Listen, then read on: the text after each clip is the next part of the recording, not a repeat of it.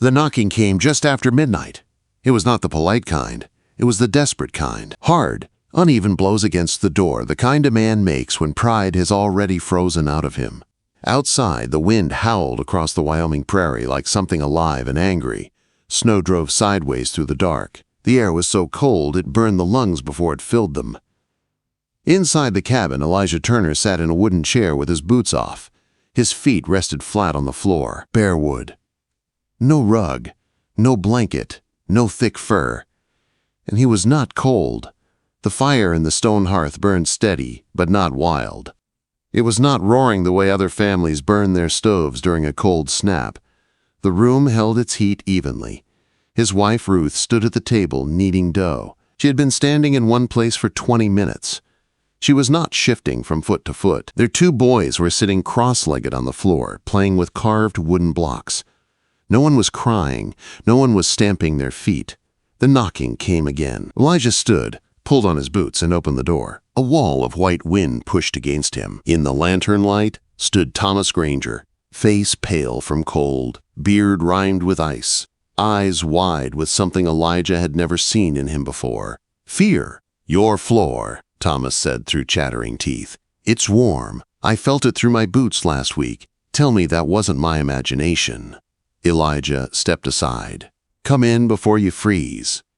Thomas crossed the threshold and stopped. He looked down. He shifted his weight. He took one slow step forward, then another. "You're not burning that stove hard," he said. It was not a question. No. Thomas closed his eyes for a moment, and when he opened them, they were wet. "My girl can't stand in our cabin without crying. Even with 2 blankets on the floor, it feels like standing on ice." Elijah nodded once.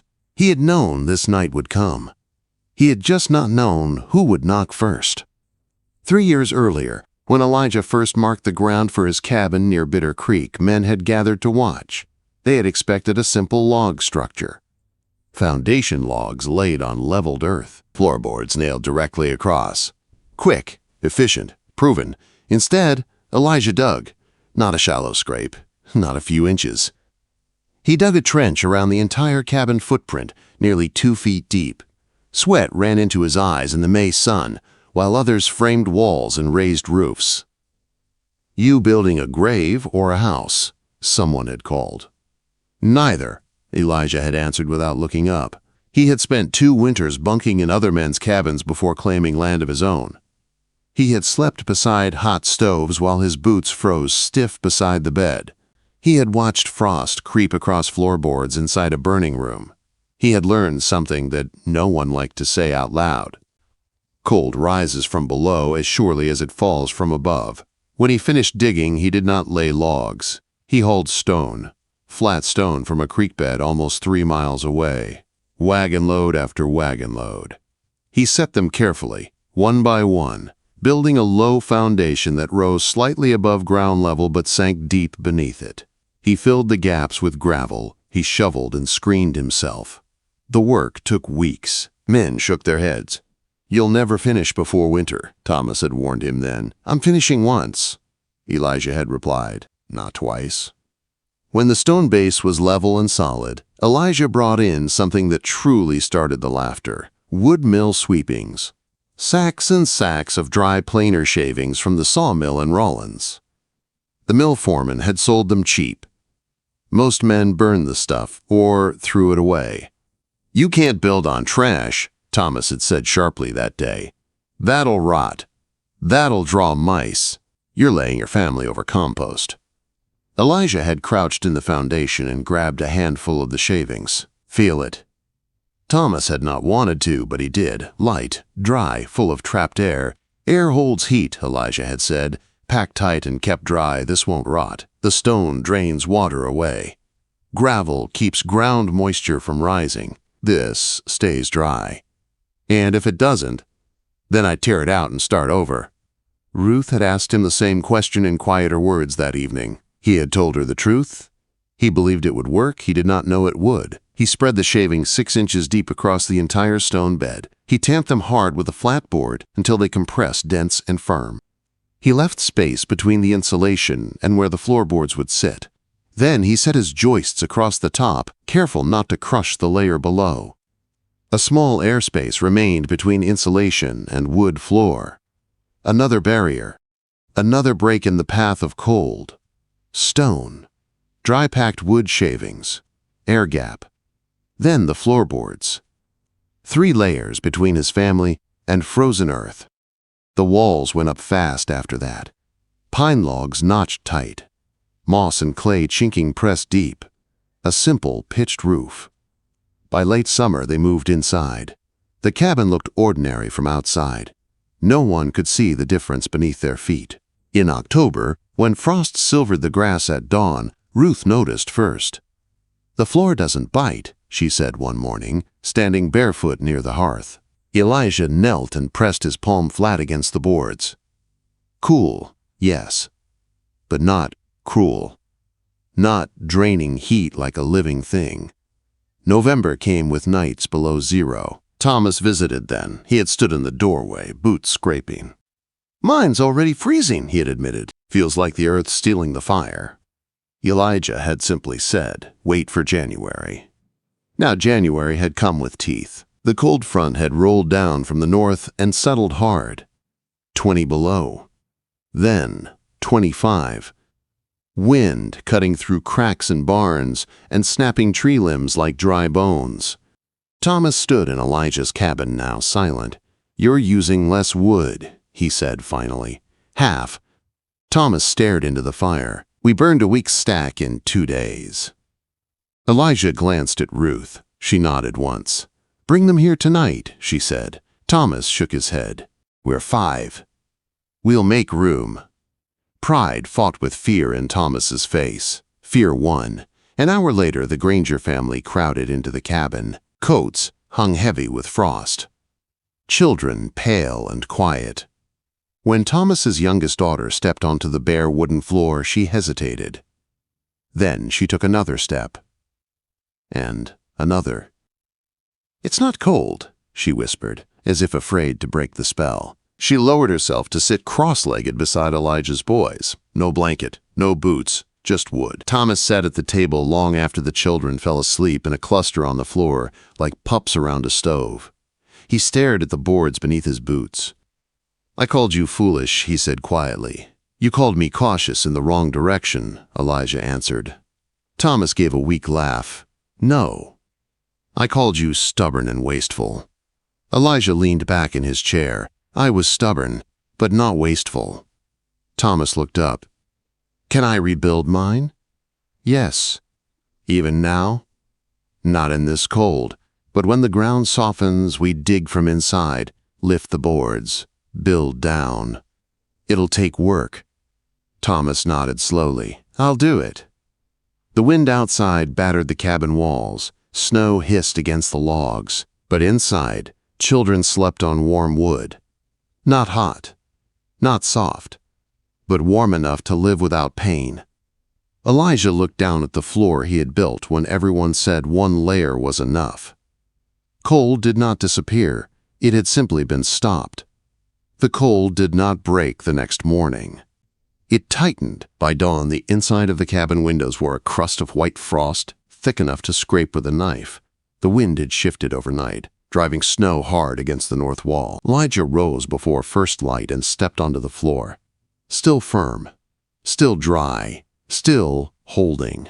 He knelt and pressed his ear to the boards, listening the way a man listens to ice on a river. No hollow echo, no soft sag. The structure felt the same as it had in September. Behind him, Thomas stirred awake on a pallet near the hearth. He sat up slowly, looking confused for a moment. Then, remembering. "My feet didn't hurt last night," he said quietly. Elijah nodded. "That's what insulation is supposed to do." Thomas stood and stamped once, testing. "You ever think maybe we all just accepted something that didn't make sense?" "All the time." The day was too cold for anyone to leave. Even stepping outside to relieve oneself required planning. Elijah cracked the door only when needed, and each time the wind tried to shove snow across the threshold. Heat rose toward the ceiling, but the floor beneath them held steady. No sharp cold pushing upward, Ruth rationed the fire carefully. Not starved, not roaring, just steady. Thomas noticed that too. In mine, he said while watching Elijah add 2 small logs instead of 4, I've got to burn it near red just to fight the floor. The floor is a heat sink, Elijah replied. Wood on logs over frozen soil. The earth draws heat. It's dense. It never stops. And yours doesn't. It slows it, breaks the path. Stone drains moisture. Dry insulation traps air. Air doesn't pull heat like dirt does. Thomas rubbed his chin. I wish I'd listened sooner. Elijah shrugged. You listened when it mattered. That afternoon, another knock came. Not desperate this time, but uncertain. It was Caleb Morris from a half-mile east. He stood with his collar pulled up high, eyes scanning the cabin like he was measuring something invisible. Heard Granger's here, Caleb said. He is. Caleb hesitated. Is it true about the floor? Thomas stepped forward before Elijah could answer. It's true. Quote, Caleb removed one glove and crouched. He pressed his bare palm flat against the boards. He sucked in a sharp breath. It's not warm, he said. No, Elijah answered. It's not warm. It's not cold. Caleb looked up slowly. That's enough. Word traveled fast in winter because men had little else to do but worry and talk. By the 3rd day of the cold snap, 3 families had visited. Some came to confirm. Some came because their children were suffering. One man came to argue. Daniel Crowley arrived in the late afternoon with stiff shoulders and a hard stare. He was older than most of the homesteaders, with 15 winters behind him in Wyoming. I've built cabins longer than you've been out here, Daniel said, stepping inside without removing his hat, and none of mine collapsed. Elijah nodded. I'm glad. Daniel walked the room slowly. He stomped his boots. He crouched and knocked his knuckles against the boards. Solid. You put rot under here, Daniel said. You just can't see it yet. The insulation is dry. For now, it will stay dry if drainage holds. Quote. Daniel gave a short laugh. And if it doesn't? Then I tear it out. Daniel studied him. You're gambling. I'm managing risk. There was a long silence between them. The wind rattled the shutters. Daniel finally said, My wife hasn't left the bed in 2 days. Her feet swelled from standing on cold boards. Thomas spoke quietly from behind. Mine, too. Daniel's jaw tightened. You really believe this will last? Elijah met his eyes. I built it, too. Daniel left without another word. That night, the temperature dropped to 30 below, the kind of cold that makes wood crack sharp and loud, like rifle shots in the dark. Frost crept thick along the inside corners of the cabin walls despite tight chinking. Elijah woke twice to check the floor again, kneeling in silence with his hand pressed flat, dry. The children slept in a loose circle near the hearth. Their breath rose in soft clouds, but none of them cried out. At dawn, Thomas stepped outside to check his own cabin. He returned with snow clinging to his coat. I've got frost building under my boards, he said quietly. I could see it through a crack near the wall. The ground's frozen solid under there. Elijah nodded. That's what pulls the heat. Thomas sank into a chair. I'll rebuild come spring. You'll need stone, Elijah said, and gravel, and insulation. Pack it tight. Leave air above it. Thomas looked at him hard. You're going to help me. Yes. Why? Because if yours works, others will follow. By the 4th day, even Daniel Crowley returned. This time he removed his hat. He stood near the door and did not speak at first. His pride was visible in the way he held his shoulders, stiff and squared. My wife wants to come here tonight, he said finally. Ruth answered before Elijah could. She's welcome. Daniel swallowed. She won't say thank you. Not yet. She doesn't need to, Ruth replied gently. That evening, the cabin held 14 people. It was crowded. Boots lined the wall. Wet coats hung near the hearth. The air smelled of wool and wood smoke, but no one complained. Children sat on the floor and played. Daniel's wife stood at the table beside Ruth and kneaded dough without wincing. After a moment, she looked down at her feet and shook her head in disbelief. "I thought winter just meant pain," she said softly. Elijah heard it and felt something tighten in his chest. Outside, the prairie remained merciless. Inside, the floor did its quiet work. Late that night, when most were asleep, Daniel sat across from Elijah. "I mocked you," he said without looking up. "You weren't alone. I said you were building like a city man, wasting time." Elijah waited. Daniel finally looked up. "If this holds through February, I want you to show me how to tear mine apart." "It will hold," Elijah said. "You sure?" Quote, "No." Daniel almost smiled. "At least you're honest." Elijah leaned forward. "I didn't build this to prove anyone wrong. I built it because I was tired of watching heat disappear into dirt." Daniel nodded slowly. "You may have changed how we build out here." Elijah glanced down at the boards beneath his boots. "Maybe," he said. "Or maybe we just stopped accepting cold as normal." Outside, the wind eased for the first time in days. But winter was far from over. Winter did not loosen its grip after that storm. It settled deeper. The sky turned a pale, hard blue that meant no mercy. Snow stopped falling, but the cold stayed. Every sound carried farther in air that sharp. Axe blows cracked like rifle shots. A dropped bucket rang across the prairie. Inside Elijah Turner's cabin, life moved with a strange steadiness. 14 people had filled the space for 3 nights. By the 5th morning, most families returned to their own homes during daylight hours to tend animals and check structures, but they came back after sunset. The cold still pressed too hard once darkness fell. The floor never changed. Elijah checked it daily. He pulled up one narrow board near the north wall where he had left a hidden access gap. He reached down through the joists and felt the insulation layer. Dry.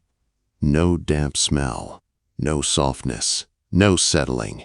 He pushed the board back in place and nailed it snug again. Thomas watched him one afternoon. "You don't trust it yet," he said. "I trust it enough to live on it," Elijah replied, "but I verify it." Thomas nodded slowly. "That's the difference between guessing and building." By mid-January, something unexpected happened. Firewood stacks across the homestead thinned fast. Men had calculated enough logs for a hard winter. They had not calculated for floors that drained heat like open doors. Elijah began hearing the same sentence repeated in low voices. "We're running low." Caleb Morris admitted it first. "If this holds another month, I'll be cutting green wood." Green wood meant smoke, poor heat, and chimney fires. Daniel Crowley said nothing, but Elijah saw the worry in his eyes. In contrast, Elijah's own stack still stood nearly half its original height. Thomas noticed. "You're burning steady," he said one evening while feeding the fire, "not desperate." "That's the point," Elijah answered. "When heat stays in the room, you don't have to chase it." Ruth began keeping small notes on scrap paper. She marked how many logs they burned each day. She compared it to what she remembered from previous winters in other cabins. Half, sometimes less. The floor was not just comfort. It was economy. On a brittle morning near the end of January, Elijah and Thomas decided to walk to Thomas's cabin. The air was so cold their eyelashes stuck together when they blinked. Snow squeaked underfoot like crushed glass. Inside Thomas's cabin, the difference was brutal. The stove glowed red. The air near the ceiling was almost too warm. But 3 feet from the stove, frost lined the floorboards near the walls. Elijah crouched and pressed his hand down. "Ice cold," Thomas shook his head. "Feels like the earth's sucking the fire out." "It is," Elijah said plainly. Thomas knelt beside him. "So we build down." "Yes." They began planning right there on the frozen floor. "We'll pull the boards," Elijah said. "Dig down from inside once the ground softens. Lay stone first. You've got enough near the creek." Thomas nodded. "Gravel, too." "Pack insulation tight, 6 inches at least." "Shavings?" Quote, "if you can get them dry. And leave air above it. 4 inches is enough. Don't crush it." Thomas leaned back against the wall. I used to think cabins were simple things. They are, Elijah said. But simple doesn't mean careless. When they returned to Elijah's place, Daniel was waiting. He did not sit immediately.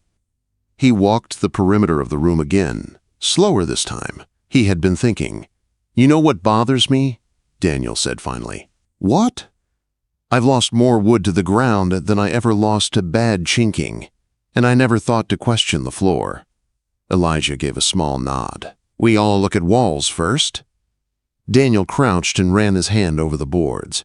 You ever consider adding charcoal? He asked. Elijah looked up, surprised. Charcoal? For moisture. It absorbs damp. My grandfather used it under barns back east. Elijah considered it carefully. It could work, as long as it stays dry. Daniel stood slowly. You're not finished learning either. No, Elijah admitted. I'm not. The cold began to shift in early February. Not warmer, just different. The air felt heavier. Clouds moved in thick and gray. Snow fell for 2 straight days, not in violent wind, but in steady weight. Roofs creaked under the load. Elijah climbed up twice to clear accumulation. He did not want collapse undoing what insulation had solved. Inside, the floor remained unchanged. One evening, Thomas's daughter sat beside Ruth at the table. Why isn't it cold here? She asked in a quiet voice. Ruth smiled gently. Because your father is going to build one like this. The girl looked down at her feet, wiggled her toes inside wool socks, and grinned. Elijah watched that small movement and felt a quiet satisfaction deeper than pride. Late that month, Daniel brought something wrapped in canvas. He unrolled it on the table.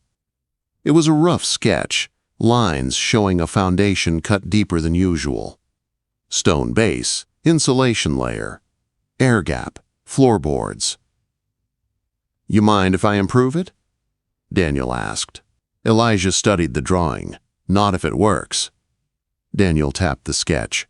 I'm adding a charcoal band between stone and shavings. Thin layer, for moisture control. Elijah nodded slowly. Test it. Daniel met his eyes. You don't mind? I didn't invent insulation, Elijah said. I just stopped ignoring the ground. By the end of February, the worst of the cold had passed. Days still froze hard at night, but sunlight lingered longer. Families began sleeping again in their own cabins. Thomas started dismantling his floor before the thaw even finished. He worked inside with pick and shovel, digging down carefully beneath the existing boards. Elijah helped him every afternoon. The work was brutal. Hard earth resisted each strike. Stone hauling began again once the creek loosened. Thomas's hands blistered despite thick gloves. You could have told me it was easier to freeze. Thomas muttered once, sweat running down his back in 40-degree weather. It is easier, Elijah answered, but easier isn't better. They laid stone. They shoveled gravel. They packed dry planer shavings Thomas had hauled from Rawlins just as Elijah once had. Neighbors came to watch. Not to mock. To measure. Caleb Morris stood with arms crossed. You think this'll hold? Thomas wiped sweat from his brow. It better. I'm not rebuilding twice. Daniel observed carefully, studying each layer. Keep it dry, Elijah reminded them all. Drainage first, insulation second.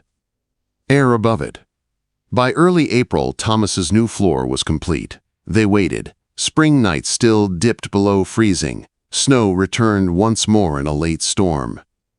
Thomas visited Elijah one morning with a look that needed no words. It works, he said simply. Elijah did not smile wide. He only nodded once. How much wood you burning? He asked. Less. Thomas exhaled slowly. My girl hasn't cried once. That mattered more than pride.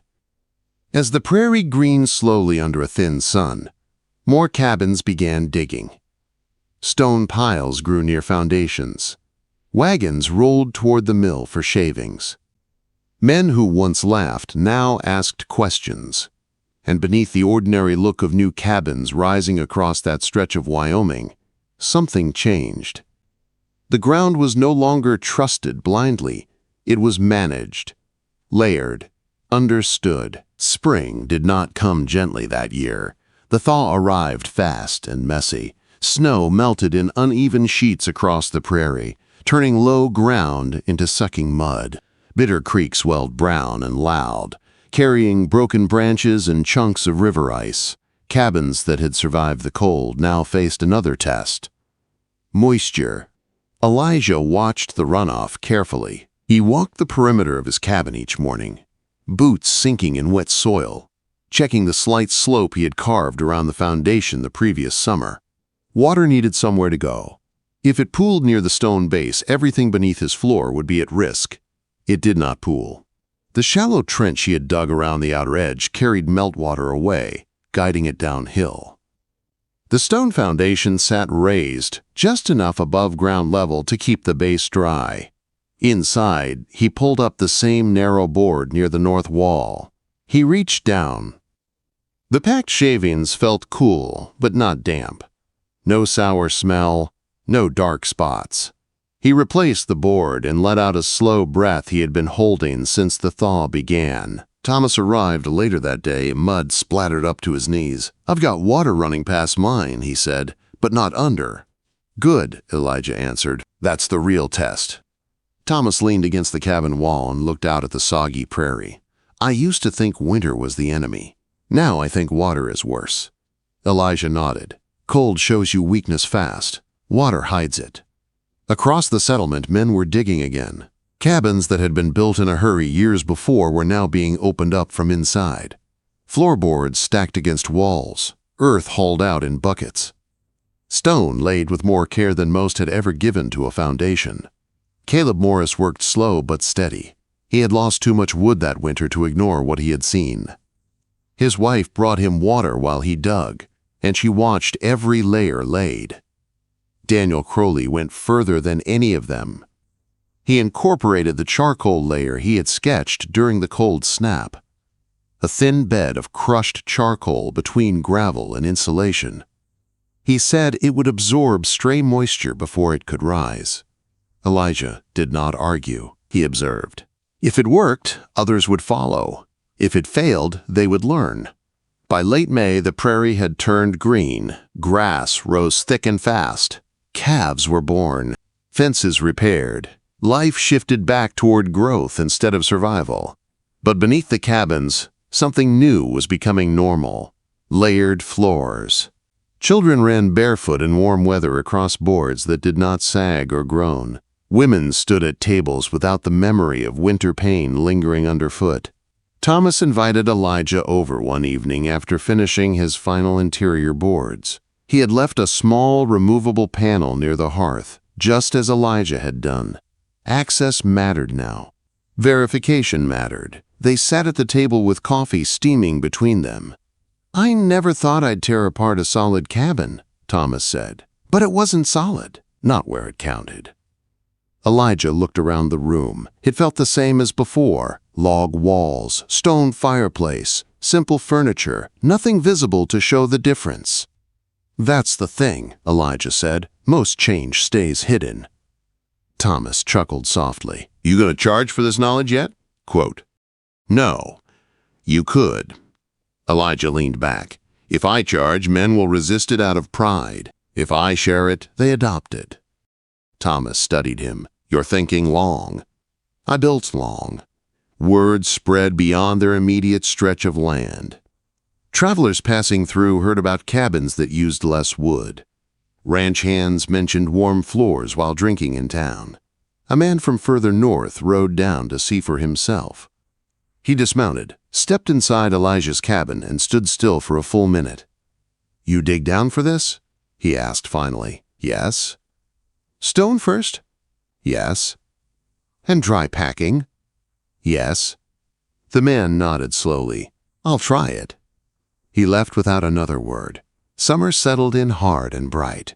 Days stretched long and hot. The floor, now insulated from both frost and rising ground heat, stayed cooler than other cabins.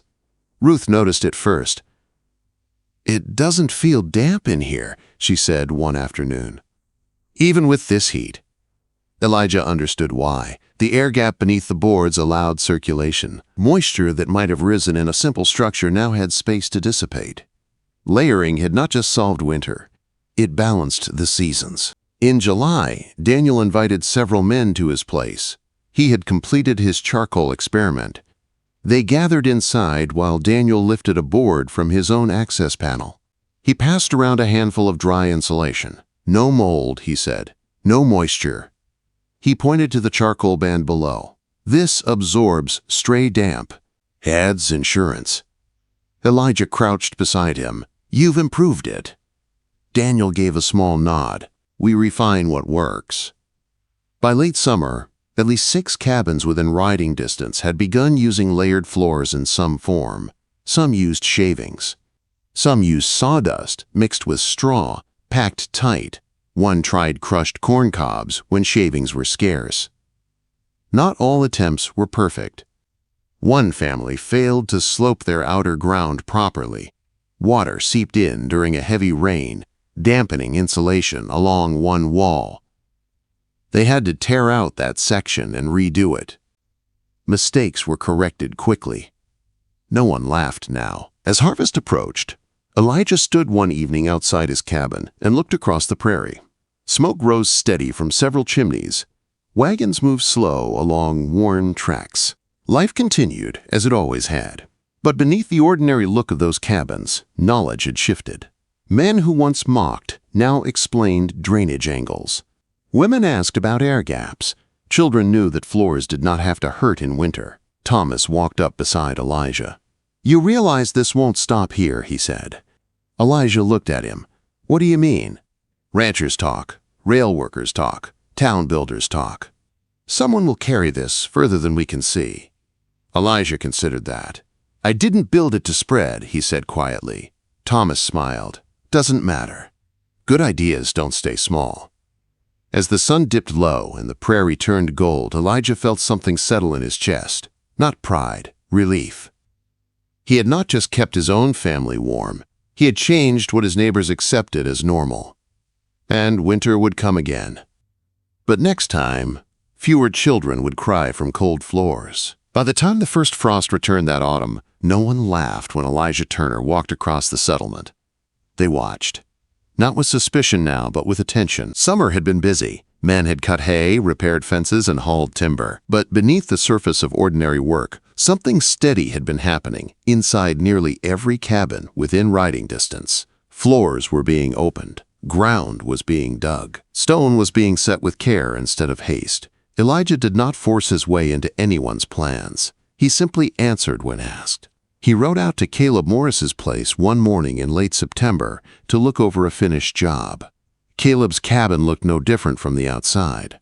Inside, Caleb had done the work properly. Stone laid level, gravel thick, insulation packed tight, a clean air gap left between the layer and the joists.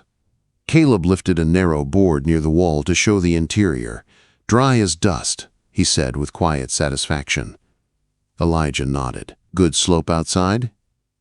2 inches fall over 6 feet. That'll carry water. Quote. Caleb stood up and brushed his hands together. You realize something? What? I'm not dreading winter. That sentence alone told Elijah how much had changed. When the cold came again in November, it did not shock the settlement the way it had the year before. Everyone knew what waited in January. They stacked wood early. They sealed cracks carefully. And this time, several cabins had floors built differently. The first true freeze hit hard in mid-December. Not as brutal as the previous year, but deep enough to test new construction. Elijah walked to Thomas's cabin 2 nights after temperatures dipped below 0. Thomas opened the door before Elijah knocked. You feel it? Thomas asked with a grin. Elijah stepped inside and removed his gloves. He stood still. Even warmth. No biting cold underfoot. You packed it well, Elijah said. Thomas shook his head. We packed it well. Daniel's cabin held steady too. His charcoal addition had not shown any sign of moisture. He invited Elijah over during the coldest stretch, to examine the layer beneath. They crouched side by side on Daniel's floor, lifting the access board. The insulation was dry, the charcoal dark and clean. Daniel gave a small, satisfied nod. "Extra insurance," Elijah agreed, "worth the effort." Across the settlement, the difference showed in wood piles. Stacks that would have shrunk to nothing by February now held firm. Fires burned moderate instead of desperate. Families moved around their cabins instead of clustering tight to stoves. One night in January, Thomas came by with a ledger book. "What's that?" Elijah asked. "Numbers," Thomas replied. He set the book on the table and opened it. "Last winter I burned near 12 cords before March," Thomas said. "This winter I'll be lucky to burn 8. Elijah whistled softly. "That's 4 cords saved," Thomas continued. "That's seed money, tools, repairs. That's survival turned into growth." Elijah studied the numbers. He had never written his own savings down, but he knew the feeling. Less strain, less panic. Children slept easier. Ruth noticed another change. "People stand straighter this winter," she said one evening while preparing supper. "There's less fear in their faces." Elijah looked at her across the room. "It wasn't just about cold," she added. "It was about helplessness." He understood. When a family feels they cannot change their situation, winter becomes more than weather. It becomes something crushing. Layer by layer, that feeling had shifted. In late January, a rider from further west arrived at the settlement. He had heard talk in town about cabins that used less wood. He had ridden 2 days to see for himself. Elijah did not greet him with speeches. He simply let the man stand inside and feel the floor. The rider crouched slowly. "You dig below frost line?" he asked. "Not fully," Elijah answered, "but deep enough to break the direct path." "Stone first?" "Yes." "Dry insulation?" "Yes." The rider nodded once. "I'll try it." Before leaving, he asked one more question. "Why didn't everyone already do this?" Quote. Elijah paused. "Because no one questioned what they were used to." Quote. The rider mounted and rode away, carrying the idea further than Elijah would ever travel. February that year passed without desperation. There were still cold nights, still wind that rattled shutters, still frost on windows at dawn, but no child cried from floor pain. No man burned his entire woodpile before spring. In early March, when snow began to soften and melt, Elijah walked through the settlement alone. Smoke rose steady from chimneys. He stopped outside Caleb's cabin and listened. Laughter drifted through the wall. He walked past Daniel's place and saw Daniel's wife standing comfortably at her table, kneading bread without shifting from foot to foot. He paused near Thomas's yard and saw Thomas's daughter chasing a small dog across the porch, her boots light and quick. Small things, but they mattered. That evening, Thomas joined Elijah outside as the sun dipped low. "You remember when we thought you were foolish?" Thomas asked. "I remember," Elijah said. Thomas gave a short laugh. "I'm glad you didn't listen." Elijah looked out across the prairie. "I didn't ignore you," he said. "I just tested the idea." Thomas nodded slowly. "That's the difference." The prairie remained harsh. It would always be harsh. Drought would come. Storms would come. There would be years worse than this one. But beneath the cabins now, something steady had taken root. A refusal to accept unnecessary suffering. Layered floors became normal. Digging deeper became common sense. Winter was still winter, but it was no longer unquestioned. The third winter after Elijah Turner built his layered floor was not the coldest. It was the wettest. Snow came early, then warmed into sleet, then froze again. Ice coated fence rails and made barn doors stick. Meltwater ran under drifts and refroze in hard sheets that turned the prairie into a trap for wagons and ankles. Men who feared deep cold learned a new fear: rot. This was the kind of winter that punished shortcuts. It punished poor drainage. It punished cabins built flat to the ground with no thought for where water would go once the thaw arrived. Elijah watched the weather, the way some men watched a poker table. He paid attention to patterns. He noted how the wind pushed drifts against certain walls. He checked his outer slope after every freeze and melt. On a gray morning in February, Thomas Granger rode up with a troubled face. "Caleb's got a smell in his cabin," Thomas said. Elijah grabbed his coat at once. They rode through slushy snow to Caleb Morris's place and found Caleb standing outside, hat in his hands like he was ashamed. "I did everything you said," Caleb began. Elijah held up a hand. "Show me." Inside, the air carried a faint sourness, not strong yet, but wrong. Caleb led them to the access panel near the wall and lifted it. A cold draft rose from the gap. Elijah crouched and reached down to the insulation. The shavings along one side were damp, not soaked, not collapsed, but damp enough to start trouble if ignored. Elijah did not blame him. He did not lecture. He asked one question: "Where's the water coming from?"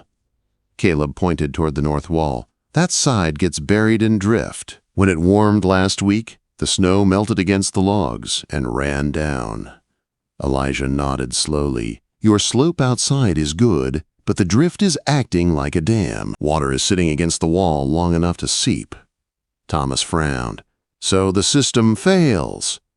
Elijah shook his head. "No, the system warns you." Caleb swallowed. "What do I do?" Elijah stood and looked around the room like a man reading a set of tracks. "We cut a shallow channel outside the north wall so meltwater has a path. Then we pull this damp section and replace it with dry insulation. And we add a thin charcoal band here like Daniel did. Extra insurance." Caleb's shoulders loosened a fraction. "It can be saved." "It can be managed," Elijah said. That was always the point.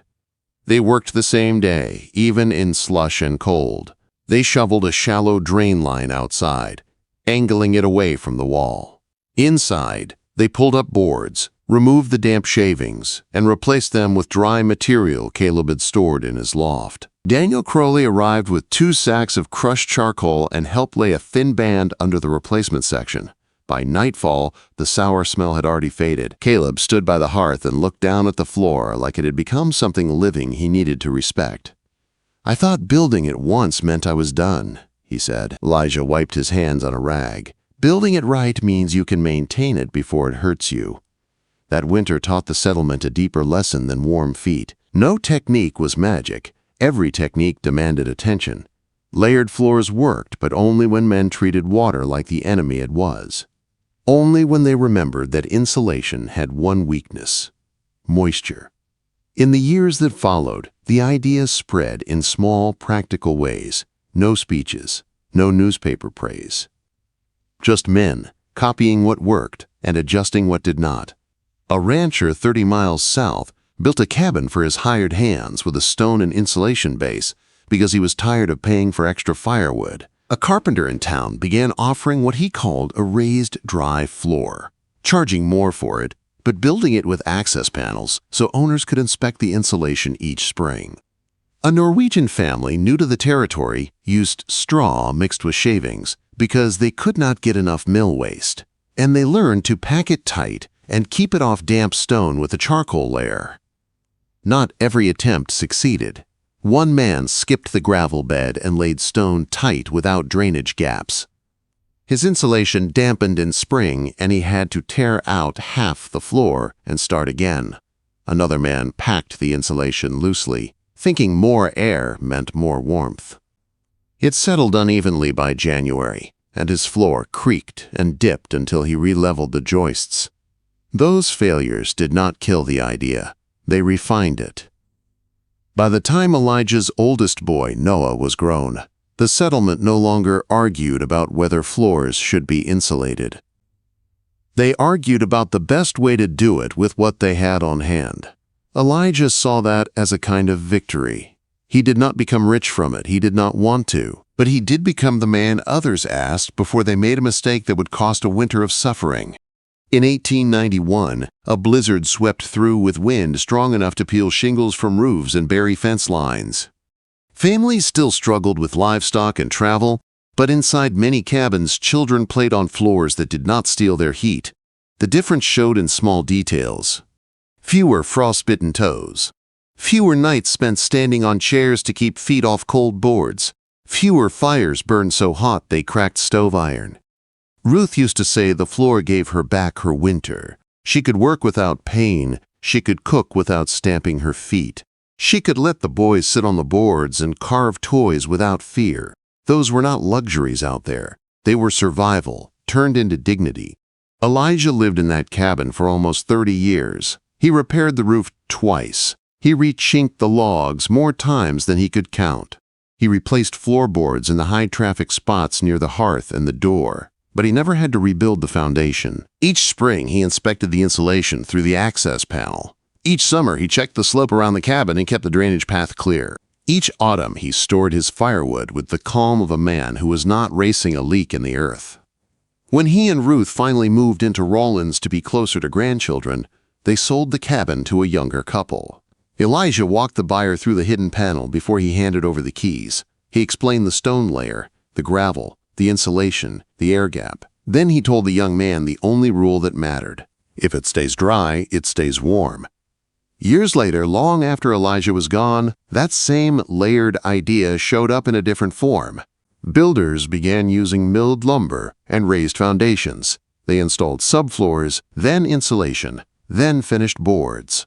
They added vapor barriers, drainage stone, and sealed crawl spaces. The materials changed, the tools improved, but the logic stayed the same. Break the path between living space and cold ground. Keep water out. Trap air. Build in layers. Modern houses call it insulating the crawl space or insulating under the subfloor. Some use fiberglass, some use foam board, some use spray insulation. But the principle is the same thing Elijah solved, with stone, gravel, and dry shavings on the Wyoming prairie. He had been mocked for taking too long and digging too deep. Then winter arrived and proved that simple does not always mean smart. In that place, for that time, 3 layers under a cabin floor became the difference between suffering and steadiness. And once a family learns that suffering is not required, they do not go back.